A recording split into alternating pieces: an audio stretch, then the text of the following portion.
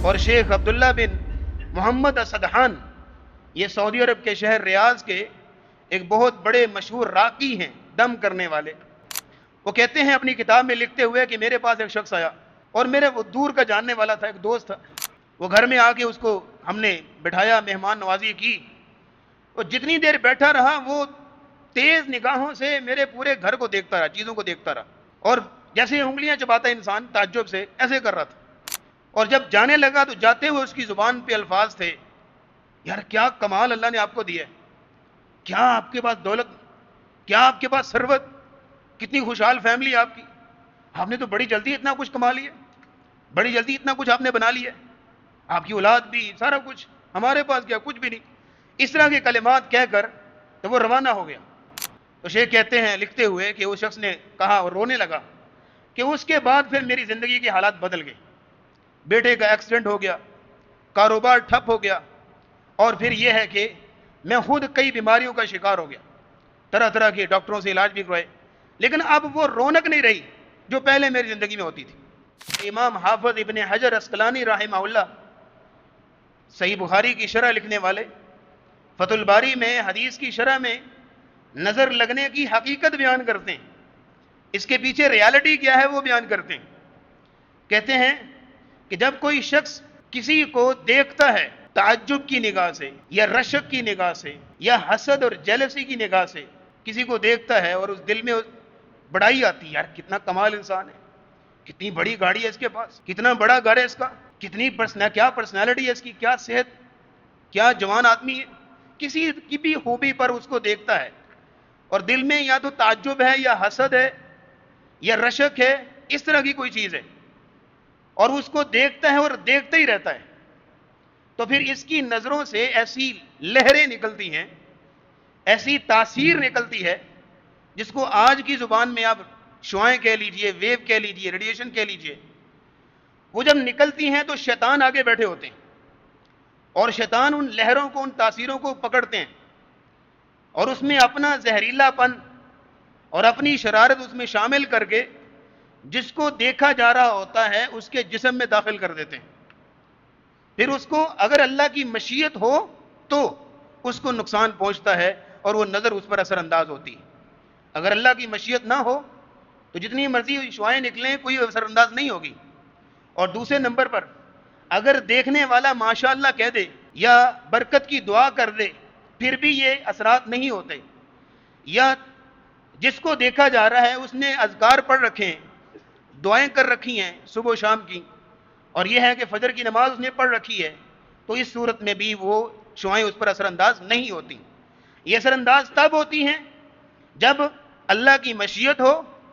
اور یہ ہے کہ دیکھنے والے نے دعا نہیں پڑھی، ماشاءاللہ نہیں کہا، یا اس طرح کی کوئی برکت کی دعا نہیں کی، اور جس کو دیکھا جا رہا ہے نہ ہی اس نے کوئی اذکار، کوئی دعائیں اہتمام اس نے کیا ہے، تو پھر یہ نظر کے اثرات اس پر اثر انداز ہوتے ہیں اور اس کو نقصان ہوتا ہے، اور وہ شخص یا تو بیمار پڑے گا یا اس کا کوئی نہ کوئی نقصان ضرور ہوگا۔ اور امام حافظ بن حجر مزید کہتے ہیں کہ یہ نظر کی تاثیر مختلف لوگوں میں مختلف ہوتی ہے، بعض لوگوں میں بہت کم ہوتی ہے، بعض لوگوں میں بہت تیز ہوتی ہے، بہت جلدی نظر لگتی ہے ان کی، یہ زہریلے سانپ کے زہر کی طرح ہوتا ہے، زہر قاتل ہے یہ نظر۔ اور نبی کریم صلی اللہ تعالی علیہ وسلم نے اسی لیے فرمایا تھا، صحیح الجامع کی حدیث ہے، آپ نے فرمایا اکثر من یموت من امتی بعد قضاء اللہ وقدرہ بالعین، میری امت میں سے اللہ کی قضا اور تقدیر کے بعد سب سے زیادہ اگر موتیں آئیں گی تو وہ نظر بد کی وجہ سے آئیں گی۔ سب سے زیادہ اگر لوگ ہلاک ہوں گے اللہ کی قضا اور تقدیر کے بعد وہ نظر بد کی وجہ سے۔ اور صحیح الجامع کی ایک اور حدیث حسن درجے کی، شیخ البانی نے اس کو حسن کہا ہے، اس میں آتا ہے نبی اسلام نے فرمایا العین تدخل الرجل القبر والجمل القدر، نظر بد اتنی تیز ہوتی ہے اور اتنی زہر قاتل ہوتی ہے، اتنی ظالم ہوتی ہے کہ یہ اچھے بھلے چلتے پھرتے بندے کو قبر میں داخل کر دیتی، والجمل القدر، اور چلتے پھرتے بھاگتے اونٹ کو ہنڈیا میں ڈال سکتی ہے، اتنی اس کے اندر جو ہے وہ تاثیر ہوتی، اتنی اس کے اندر اثر اور پاور ہوتی۔ اور شیخ عبداللہ بن محمد اسدحان، یہ سعودی عرب کے شہر ریاض کے ایک بہت بڑے مشہور راقی ہیں، دم کرنے والے۔ انہوں نے رقیہ شریعہ کے اندر ماسٹر کیا اور رقیہ شریعہ کے اندر انہوں نے ڈگری کر رکھی ہے اور اپنا کلینک بھی چلا رہے ہیں ریاض میں اس وقت. انہوں نے رقیہ شریعہ میں کئی کتابیں بھی لکھی ہیں، جیسے ایک کتاب کا نام ہے کیف تعالج مریضک بالرقیۃ الشرعیہ، اور ایک کتاب کا نام ہے قواعد الرقیہ شرعیہ، جس میں شرعی دم اور اس طرح کے اصول بیان کیے ہیں، رہنمائی بیان کی ہے. اس میں وہ کئی واقعات نقل کرتے ہیں. ظاہر ہے اس کا کلینک ہے، لوگ اس طرح کے آتے ہیں مسائل لے کر. ایک واقعہ بیان کرتے ہیں چھوٹا سا، پھر آگے چلتے ہیں. وہ کہتے ہیں اپنی کتاب میں لکھتے ہوئے کہ میرے پاس ایک شخص آیا، کہتا ہے میں اچھا بھلا انسان تھا، گاڑیاں، کوٹھیاں، کاروبار وسیع، خوشحال فیملی، بڑا اچھا زندگی گزر رہی تھی. ایک دن ایک مہمان میرے گھر میں آیا، اور میرے وہ دور کا جاننے والا تھا، ایک دوست تھا.